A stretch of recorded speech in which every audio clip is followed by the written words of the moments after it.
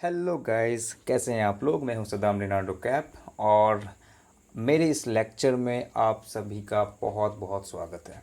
कैसे हैं आप लोग और आपका दिन कैसा गया। आपने कौन सी सारी मस्तियां की और आपने कौन कौन सा टॉपिक पढ़ा, आप उसे कमेंट बॉक्स में कमेंट लिख के आप मुझे भेज सकते हैं और हम इसके बारे में डिस्कशन तो करते रहते हैं कि क्या है। अगर आपने इससे पहले मेरा लेक्चर्स को नहीं देखा है तो आप देख लो और आप मुझे उनके बारे में भी फीडबैक देना। तो बताएं आपकी जो आप चाहे बीएससी कर रहे हैं, क्या बीएससी कर रहे हो ना आप। हाँ ठीक है, चलो मान लेते हैं आप बीएससी कर रहे हैं या फिर आप एमएससी कर रहे हो। ठीक है, इलेक्ट्रोडायनेमिक्स का जो चैप्टर है वो बहुत ही इंटरेस्टिंग चैप्टर है। और फर्स्ट ऑफ ऑल हम जो बात कर रहे हैं चार्ज पे, और ये फाइंड आउट करने की कोशिश कर रहे हैं हम लोग इलेक्ट्रिक फील्ड कैसे निकालें। आई होप कि आपने हमारा पिछला वाला लेक्चर तो देखा होगा, जिसमें हम लोगों ने पहले क्या किया था। एक ज़रा रिकैप कर लेते हैं। एक रॉड लिया था जिसमें चार्ज होती है वो कंटिन्यूस डिस्ट्रीब्यूटेड होती है, और फिर हमने निकाला था किसी पॉइंट पर इलेक्ट्रिक फील्ड जो होगा वो उसकी वजह से क्या होगा। ठीक है, आज जो हम डिस्कस करेंगे वो थोड़ा सा डिफरेंट होगा। कैसे? आज हम लेंगे कि ये जो तुम्हारी ज्योमेट्री थी जिस पे चार्ज डिस्ट्रीब्यूशन था जो कि कंटिन्यूस था, वो थोड़ा डिफरेंट होगा। वो हमने लेना है एक डिस्क टाइप का। ठीक है, अब डिस्क टाइप का अगर लेंगे हम तब इसके बीच कैसा रहेगा। और ये डिस्क में ऐसा करेंगे कि इसके सरफेस में DISC होता है ना। हाँ, DISC डिस्क, इसके सरफेस में हमारे पास क्या है, चार्जेस हैं। मे बी पॉजिटिव चार्ज या नेगेटिव चार्ज, किस तरह के चार्जेस हम इस पर डाल देते हैं। मान लीजिए हमारे पास Q चार्ज है रखी हुई इस डिस्क में, सरफेस पे, है ना। अब ये बोला जाएगा आपको कि अच्छा, आप एक किसी पॉइंट पर फाइंड आउट कीजिए इसकी वजह से इलेक्ट्रिक फील्ड क्या होगा, लेट्स से जेड। तो अगर आपको ये फाइंड आउट करना है कि ये ग्रिफिथ्स में कौन सा प्रॉब्लम है, तो इसे हम कहेंगे प्रॉब्लम नंबर 2.6। ओके, जहाँ पे आपके पास डिस्क दी हुई है और उसके सरफेस में चार्जेस रखी हुई है, डेट इज क्यू चार्ज। और आपको बोला गया है कि इस डिस्क की वजह से आप मुझे बताएं इलेक्ट्रिक फील्ड क्या होगी। तो क्या आप इसे निकाल सकते हैं? और अगर निकाल सकते हैं तो अच्छा ये बताइए पहले आइडिया क्या हो सकता है निकालने का, क्योंकि ये डिस्कस करना बहुत इंपॉर्टेंट है। तो इस वाले पिछले वाले जो प्रॉब्लम में हमने डिस्कस किया था कि अगर हमें रॉड है और हमें निकालना है, और हमने बताया था कि ये जो डिस्ट्रीब्यूशन है वो वन डायमेंशन का होगा। तो सबसे पहले आप ये पूछेंगे कि अच्छा, जब सरफेस दी हुई है, तो हमने इससे पहले वाले वीडियो में बात किया था अगर आपके पास सरफेस है तो ये क्या होगी, हमारे पास 2D सरफेस है। तो सरफेस मीन्स क्या होगा, सरफेस एरिया। ओके, तो जहाँ हमारे पास सरफेस एरिया है तो उसकी जो डिस्ट्रीब्यूशन होगी हमारी क्या होगी, डी सिग्मा के रूप में होगी, या फिर sigma is equal to Q/A, जो कि हमारी सरफेस चार्ज डेंसिटी होगी। तो इलेक्ट्रिक फील्ड निकालने के लिए हमें पहले ये जानने की ज़रूरत है कि इसकी जो सिग्मा है वो क्या है। और ये हमने बताया कि जो थ्रू आउट जो चार्जेस दी गई है वो यूनिफॉर्म है, मतलब कि सिग्मा आपकी कांस्टेंट है। तो जितनी पर यूनिट एरिया इसकी जो सिग्मा होगी वो थ्रू आउट होल बॉडी में होगी, तो ये यूनिफॉर्म है, ये वेरी नहीं कर रही है। चलो एक चीज़ तो पता चल गया कि पिछले वाले रॉड के केस में हमारा वन डायमेंशन था, मीन्स लाइन चार्ज थी। इस वाले केस में हमारा सरफेस चार्ज दिया हुआ है, having some area that is called A. Okay, अब इलेक्ट्रिक फील्ड निकालने के लिए हमें क्या करना पड़ेगा। अब इस डिस्क की मान लो कि इस डिस्क की रेडियस क्या है, आर है। और डिस्क जो होती है वो काइंड ऑफ सर्कुलर ही होती है, पर सर्कल में क्या होता है, आपके पास एक काइंड ऑफ स्ट्रिप होता है। ठीक है, और ये जो स्ट्रिप है बीच में कुछ नहीं होता, it's always like circle. Disc में क्या होता है, जैसे कि just like you have a floppy disk और जो CD ड्राइव होते हैं उस तरह से। तो हर जगह मासेस दी हुई है, यानी कि इन सब में पूरा मास है, जिसकी वजह से हमारे पास एक सरफेस बनता है। और रिंग में या फिर यूं कहें सर्कल में कोई सरफेस नहीं बनता। तो क्या ये बातें क्लियर है अब तक कि डिस्क में क्या अंतर है, और हम इसे निकालने के लिए हमें सबसे पहले कौन सी क्वांटिटी को देखनी ज़रूरी है। सरफेस है और ये 2D सरफेस है। देयरफॉर जैसे हमने पिछली बार किया था, वन डायमेंशन में एक लैम्डा माना था, लेंथ लाइन चार्ज थी। अब ये 2D आया तो हम यहाँ मानेंगे सरफेस चार्ज डिस्ट्रीब्यूशन। क्या देखेंगे हम, सरफेस चार्ज डिस्ट्रीब्यूशन, और डेंसिटी जिसे हम दिखाते हैं सिग्मा से। चलिए, आई होप ये बातें तो क्लियर होगी। सेकंड पेज में घूमते हैं हम। अच्छा, तो जेड में हमें निकालना है, ये हमारा जेड हुआ। अब सवाल जो आता है यार, ये कैसे कैसे कैसे निकालें। ये हमारी सेंटर हो गई और ये तो मेरे पास है ही आर। अब इसकी वजह से हम किस तरह से काम करते हैं इलेक्ट्रिक फील्ड। तो पहले हम ये लिखते हैं कि इलेक्ट्रिक फील्ड का फॉर्मूला इन जनरल होता क्या है, E इज इक्वल टू के क्यू ओवर आर स्क्वायर। ठीक है, इन दिस केस ये आर स्क्वायर, तो ये आर तो हम ले नहीं सकते बिकॉज एक पॉइंट पे फाइंड आउट करना है कि ये पॉइंट क्या होगा। तो मे भी हम इसे मान सकते हैं, लेस से जेड मान लेते हैं। ठीक है, लेट जेड स्क्वायर। अगर यहाँ चार्ज आपकी रखी हुई है तो यहाँ से यहाँ पे क्या होगा, इस पॉइंट पर क्या फाइंड आउट होगा, लेट्स कॉल पी। पॉइंट पर कैसा आएगा, तो इज इक्वल टू के क्यू ओवर जेड स्क्वायर। के इज इक्वल टू हमने पहले बात किया था, क्या था हमारा, के इज इक्वल टू 1/4πε0। ठीक है, तो एक चीज़ तो मेरा यहाँ क्लियर हो जाता है। अब ये तो Q है, तो बेसिकली Q क्या होगा, Q को हम इसको लिख सकते हैं, ये बहुत छोटा सा हो गया। Q को हम लिख सकते हैं सिग्मा इंटू ए जो है वो पूरी डिस्क की हो गई और जेड स्क्वायर। तो हम इसे फिर से रीडिफाइन कर सकते हैं, E इज इक्वल टू के सिग्मा ए ओवर जेड स्क्वायर के टर्म में हमने इसे क्या कर दिया, रीडिफाइन कर दिया। अब इलेक्ट्रिक फील्ड निकालने के लिए हमें एक और चीज़ चाहिए कि आपकी जो कोऑर्डिनेट एक्सिस है, जैसे मैंने बात किया था वेक्टर्स में क्या होती है, आपको डिफाइन करना पड़ता है किस कोऑर्डिनेट सिस्टम में है। तो मान लीजिए हमारी जो कोऑर्डिनेट सिस्टम है वो इस तरह से है, ये हो गई मेरी एक्स डायरेक्शन और ये हो गई मेरी वाई डायरेक्शन। ठीक है, तो ये हमारी दो डायरेक्शन है, therefore this is your x and this guy is your, here is y. ठीक, अब बेसिकली हमें अप्लाई फिर करना पड़ता है किसको, सुपरपोजिशन प्रिंसिपल को। तो अच्छा, ये बात क्लियर है। पहले हमने क्या डिफाइन किया, हमने डिफाइन किया सरफेस चार्ज डेंसिटी क्या हुआ है, फिर हमने डिफाइन किया इलेक्ट्रिक फील्ड की जो डेफिनेशन होगी किसी एक पॉइंट पर, मान लीजिए वो जेड डिस्टेंस पे होगा, तो उसका इलेक्ट्रिकल फील्ड का जो फॉर्मूला होगा इन सरफेस चार्ज डेंसिटी वो क्या होगा। तो ये बात तो मेरे को समझ में आ गया। फिर हमें अप्लाई करना पड़ेगा सुपरपोजिशन प्रिंसिपल। अब बात घूम फिर के ये आती है कि ये जो देखो डिस्क जो है इसमें बहुत सारे चार्जेस इसके ऊपर हैं, तो अगर हमें क्या करना पड़ेगा, जितने भी चार्जेस हैं उनको सम करना पड़ेगा। तो सम अगर हम करने जाएँ तो हमारी तो फिर हालत तो ख़राब हो जाएगी, फट के हाथ में आ जाएगी। तो यार सुपरपोजिशन प्रिंसिपल हम कैसे अप्लाई करें, अच्छा, एक चीज़ हम कर सकते हैं, हम इंटीग्रेशन का ज़रूर यूज़ कर सकते हैं। अगर हम इंटीग्रेशन का यूज़ कर लें तो काम बन जाएगा। पर इंटीग्रेशन के लिए हमें डिफाइन ये करना पड़ता है कि इसका जो छोटा सा एलिमेंट है वो कहाँ काटें, और उस छोटा सा एलिमेंट की वजह से इलेक्ट्रिक फील्ड क्या आएगा। अगर हम उसे इंटीग्रेट कर दें तो हमें पूरा का पूरा इलेक्ट्रिक फील्ड तो यहाँ मिल जाएगा। तो बेसिकली हमें ये चीज़ चाहिए। चलो, superposition principle for the charge. अब दी चार्ज बहुत सारे हैं, देयरफॉर इन सब को करने के लिए हमें क्या करना पड़ेगा, एक छोटा सा चार्ज का डिस्ट्रीब्यूशन लेना है और वहाँ से हमें ये देखना है कि इसके जो डी है इस छोटे से चार्ज के लिए वो कितना है, और उसको इंटीग्रेट कर देने पर हमें पता चल जाएगा कि टोटल इलेक्ट्रिक फील्ड क्या होगा। अबे यार, प्रॉब्लम ये है कि इस केस में हम कैसे इंटीग्रेट करें और क्या करें इंटीग्रेट। कुछ आइडिया है तुम्हें, सोचो। Any idea, do you have any idea how do we have to integrate all this stuffs.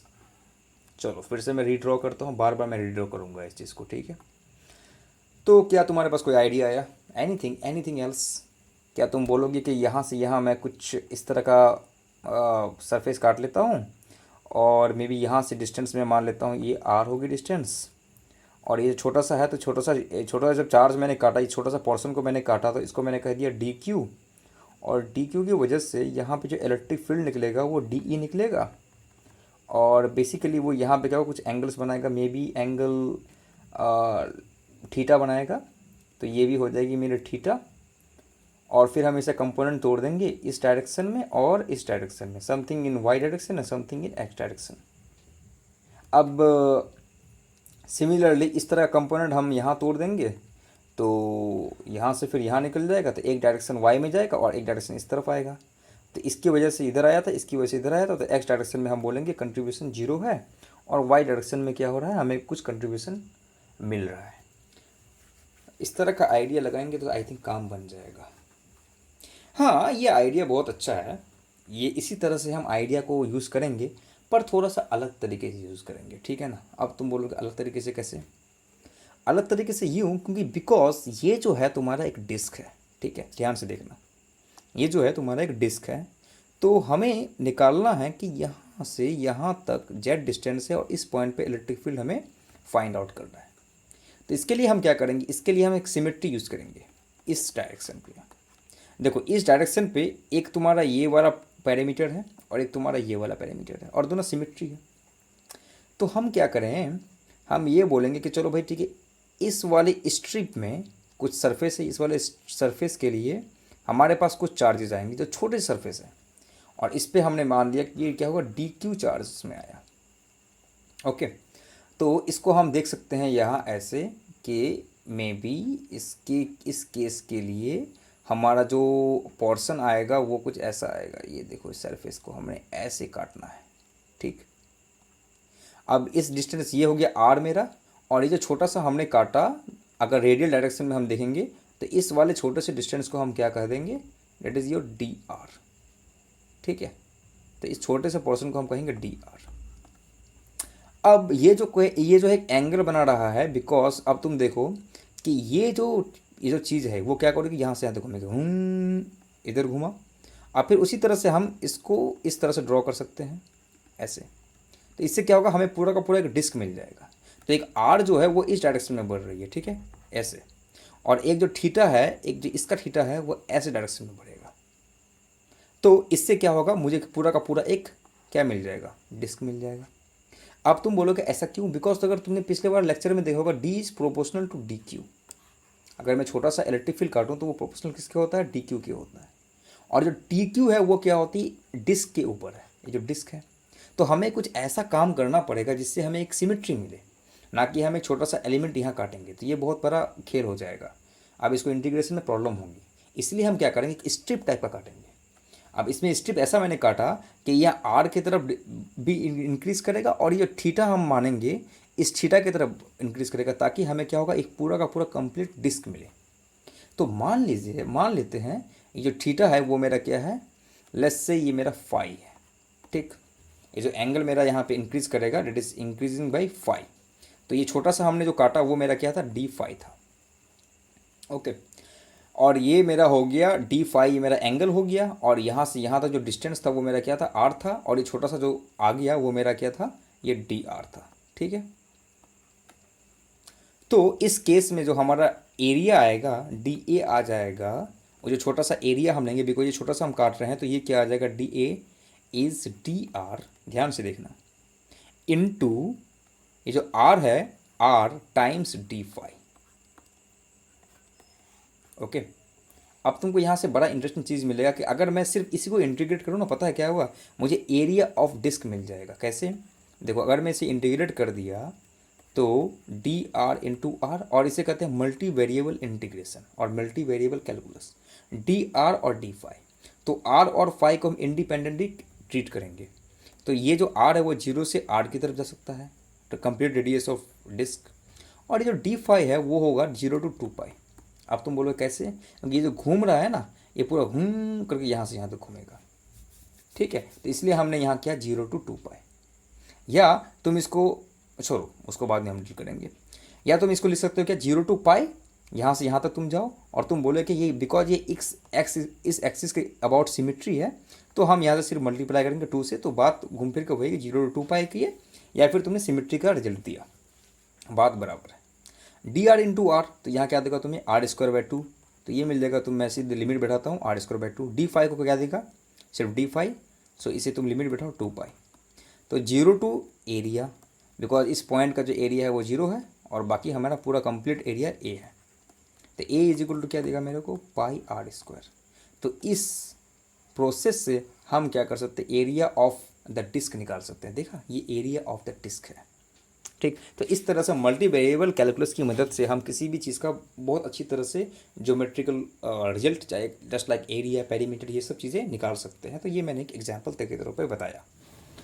तो हमारा जो मोटिवेशन था वो ये था कि हमने डी क्यू को कैसे निकालना है। अच्छा, अब डी क्यू को निकाल लिया, तो इसकी वजह से, अब देखो इसकी वजह से क्या आएगा, एक हमारे पास फील्ड आएगा। देखो कितना घटिया मैंने बनाया। इसकी वजह से एक स्ट्रेट लाइन खींच देना है हमें। इसकी वजह से मेरे पास क्या आएगा, डी ई आ गया। याद रखना ये एंगल फाई है। अब मैंने ये कहा कि जो डी ई आया यहाँ पे तुम्हारे पास एक एंगल बना रहा है थीटा। तो अब इसको मैंने जैसे कंपोनेंट वाइज ब्रेक कर दिया इसे, तो एक जो चीज़ आएगी वो आएगी आपकी जगह d e cos theta y direction की तरफ, ये वाई हैट है, और एक जो आएगा D e sine theta minus x direction की तरफ।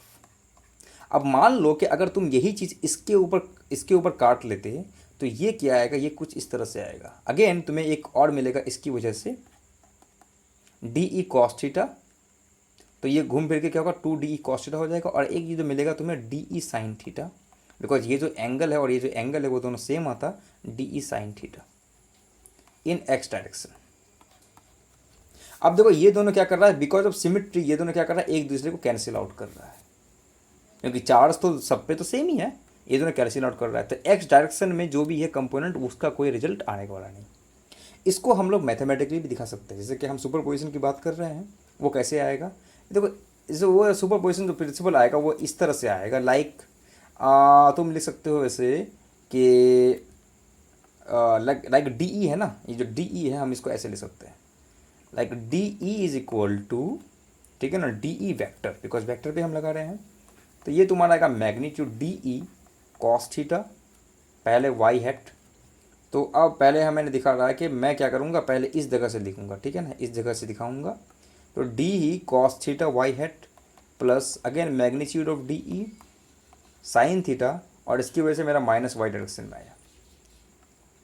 फिर मैं अब इस रेड वाले की तरफ से लेता हूँ, तो इसमें d e cos theta y hat again आएगा, समझ में आ रहा है ना, d e cos theta y hat मैंने इस डायरेक्शन में लिया, फिर प्लस डी ई, अरे यार ये तो एक्स आएगा ना, d e sine theta x hat, ये इस वाले के ये इस वाले से इस वाले की तरफ आ गया, जस्ट लाइक यहाँ पे ये वाला पूरा केस ये फॉलो करेगा। अभी तो समझ में आ रहा है, कोई दिक्कत है नहीं है, आई होप ना हो। ये दोनों हमारा कैंसिल हो गया, तो देखो तुम्हारा एंड रिजल्ट क्या आ गया, two D e cos theta y hat. तो इसका कहने का मतलब ये है कि ये जो डी ई वैक्टर है वो आपका क्या आया, two D e cos theta, और इसकी वजह से जो इलेक्ट्रिक फील्ड आएगा वो कहाँ होगा, वो सिर्फ वाई डायरेक्शन की तरफ होगा, मतलब कि इस तरह से वो इंक्रीज़ करेगा, जैसे जैसे जेड इंक्रीज़ करेगा वैसे वैसे इलेक्ट्रिक फील्ड भी इस तरफ जाएगा। चलो इतनी बात तो बहुत ही अच्छी है। तो अब इसकी वजह से हम इलेक्ट्रिक फील्ड पूरा कैसे निकालें, इसकी वजह से इलेक्ट्रिक फील्ड जो निकालते हैं हम वो e vector is equal to, मैंने कहा ना, इंटीग्रेट कर देना है डी ई को, लिमिट अभी नहीं बैठाना है, लिमिट तो हम कह सकते हैं ना 0 to e लिमिट करेंगे, तो डेट इज डिफरेंट इशू। अब डी ई को हम क्या ले सकते हैं, आप जानते हो डी ई को हमने क्या लिखा है, d e is equal to k 1/4 D Q over. अब देखो तुम, इसकी वजह से मैंने ये माने, अच्छा यहाँ तो मैंने डी आर दिया, मान लो इसकी वजह से मैंने यहाँ कर दिया क्या, यहाँ कर दिया मैंने एक्स, ठीक है, यहाँ से यहाँ तक क्या हुआ, एक एक्स डिस्टेंस है। सो डी ई, अच्छा इसे लिखना है डी ई over D Q over x square, ठीक, और ये जो वाई हैट है तो वो तो वाई हैट है, और प्लस डी ई वैक्टर ये वाला है मेरा, ठीक है। So E vector is D E vector यहाँ कर दो आप, और D E vector is equal to क्या आ गया मेरा, two D E magnitude cos theta, तो यहाँ लिख सकते हैं आप टू इंटीग्रेशन यहाँ आएगा कॉस थीटा वाई हैट, ठीक। तो ये आ गया, अगर आप मैं यहाँ लिखूँ इसको, इसे इरेज कर देते हैं, ठीक है जी, इसे हमने कर दिया इरेज। तो अब देखो कॉस थीटा तो अलग चीज़ है, अभी मैं इसको सॉल्व नहीं करूँगा, पहले हम यहाँ देखा डी को हम क्या ले सकते हैं, डी को ले सकते हैं 2k D Q over x square, यहाँ पे कॉस थीटा का कॉस थीटा रहने देते हैं, कॉस थीटा। अब वाई हैट तो आपको जानते हैं कि इलेक्ट्रिक फील्ड एक वेक्टर क्वांटिटी, देयरफॉर ये मैग्नीट्यूड पूरा आया और ये मेरे पास आ गया वेक्टर, यूनिट वेक्टर, जो हमें दिखाता है कि आप क्या कर रहे हो। अब सवाल ये आती है कि क्यू है, तो मेरे पास पता है कि क्यू को हम, अच्छा चीज़ तो है नहीं इसको रखना, तो आप क्या करो सरफेस इंटीग्रल में चेंज कर दो इसे। तो हम लिख सकते हैं यहाँ पे 2k सिग्मा, बिकॉज ये कांस्टेंट है, into d a, let's say इसको मैंने लिखा d a over x square cos theta y hat. अब वाई हैट को भूल जाते हैं, बस इन सब के लिए कोई काम करते हैं। तो लिखेंगे हम यहाँ पे 2k sigma into D a over x. यार मेरे को बोलने की आदत बहुत ज़्यादा है, समझ रहे हो ना। और यहाँ पे मैं लिखूँगा कॉस थीटा, क्योंकि ये इंपॉर्टेंट क्वांटिटी है। And here it is your y hat, ये मेरे को बना है इलेक्ट्रिक फील्ड वेक्टर। अब डी ए को हम कैसे लिखेंगे, आप तो जानते हो कि वहाँ पे कैसे मैंने लिखा। Sigma is your constant quantity, no problem. D a is r d phi over x square cos theta y hat. अब देखो, जो डी आर है और एक्स है वो अलग अलग क्वांटिटी है।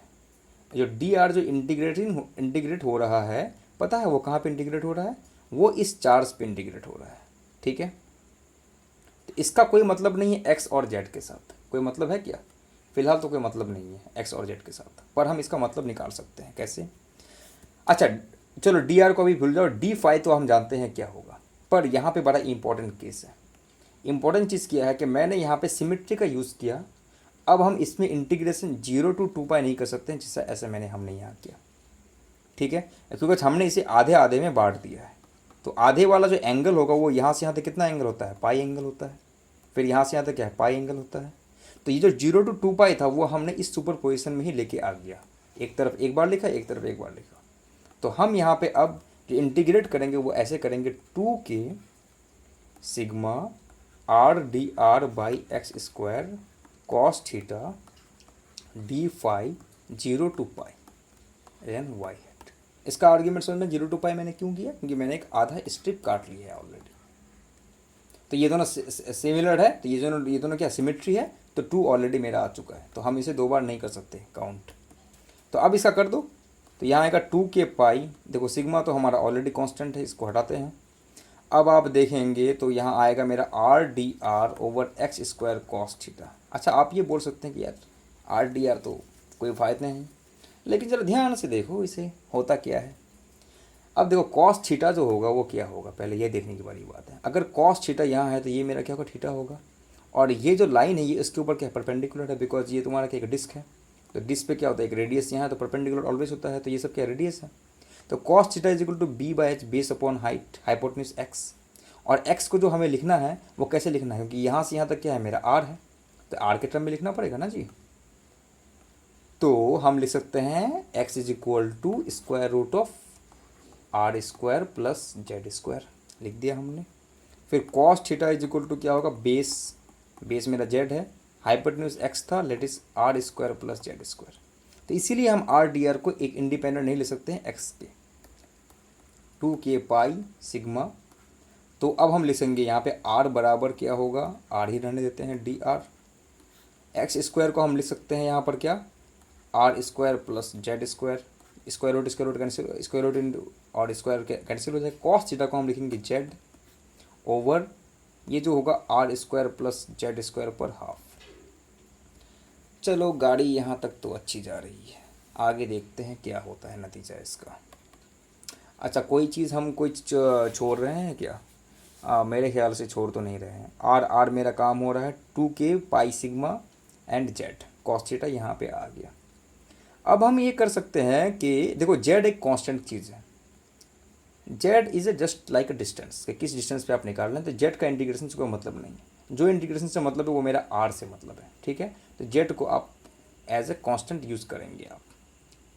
तो एक बार और मैं लिखता हूँ 2 के pi sigma r z d r over r square plus Z square to the power 3/2। अब जो सारी बातें आती है वो पूरा किस्सा जो है ना वो इसी इंटीग्रेंट पे डिपेंड करता है कि इसका इंटीग्रेशन आप कैसे करेंगे।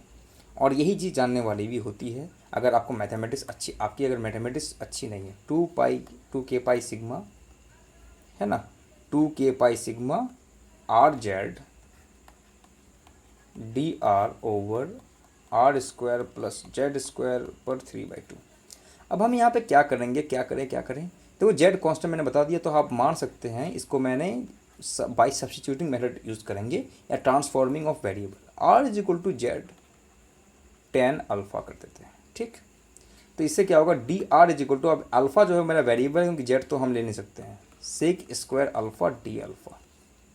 इसमें पुट करते हैं भाई 2 के pi sigma r is equal to, हम लिखेंगे पहले आर को इससे देख लेते हैं, r is equal to z tan alpha into z. अब देखो डी आर जो है उसको हम लिख सकते हैं z sec square alpha d alpha. ये पूरा का पूरा न्यूमेरेटर आपका चेंज हो गया। अब आर की जगह पे हम क्या लिखेंगे, z square tan square alpha, z square बाहर आएगा तो जेड क्यूब, और वन प्लस यहाँ क्या आएगा टेन स्क्वायर अल्फ़ा। आपको पता है one plus tan square alpha क्या आता है, sec square alpha. Square square cut जाएगा तो बचेगा क्या मेरा, सेक क्यूब बचेगा। अब बोलोगे यार बड़ा झंझट है, ये 3 जेड तो पहले ख़त्म हो गए, जाओ भाई तुम आराम करो, rest in peace. 2k pi sigma. अब देखो 2 सेक खत्म हो गया। अब टेन अल्फ़ा को क्या लिख सकते हैं हम, से sine alpha by cos alpha, और सेक एक बचा है तो सेक ऊपर जाएगा तो कॉस बनेगा, तो बचेगा ओनली क्या, साइन अल्फ़ा। समझ में आ रहा है ना जी। टेन अल्फ़ा को क्या लिख सकते हैं, sine alpha by cos alpha, और ये जो क्या है 1/सेक अल्फ़ा है, तो 1/सेक अल्फ़ा मतलब क्या, कॉस ऊपर जाएगा तो कॉस कॉस कैंसिल हो जाएगा, cos into sec is 1, sine alpha बचा इंटू डी अल्फ़ा। इसका पहले इंटीग्रेशन करेंगे तो मेरा आएगा 2k pi sigma cos alpha. देखो अगर आप कॉन्सेप्ट को समझते हो तो ये सब चीज़ें हैं ना बहुत ही मतलब कि सिंपल है। अब देखो ये इंटीग्रेशन हो रहा है वो डी आर पे हो रहा है, और आर कहाँ से कहाँ वेरी करेगा, इसी में देखते हैं हम आर कहाँ से कहाँ जाएगा। ये जो आर है वो 0 टू कैपिटल आर जाएगा, क्योंकि हमारी जो इंटीग्रेशन हो रही है वो सोर्स पे हो रही है। तो ये 0 टू आर, इसमें आप दे देना, मैं डायरेक्ट यहाँ लिखता हूँ कॉस अल्फ़ा, और इस पे जाएगा 0 टू आर। अब कॉस अल्फ़ा ये कहाँ से आएगा मेरा, कॉस अल्फ़ा को हम यहाँ से लिख सकते हैं, ठीक है। अरे यूज़ कहाँ मैंने किया, हाँ यहाँ से हम लिख सकते हैं कॉस अल्फ़ा को। टेन अल्फ़ा हो जाएगा मेरा आर बाई जेड, समझ में आ रहा है ना। तो कॉस अल्फ़ा इज बेस, तो बेस मेरा जेड है, over r square plus Z square.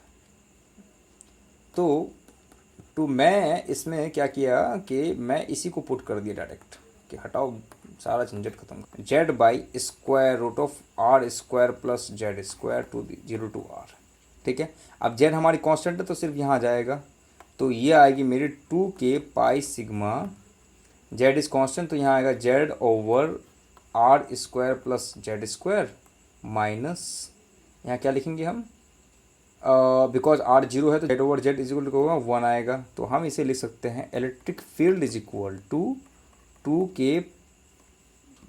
2 pi के sigma to 1 minus z over square root of r square plus Z square.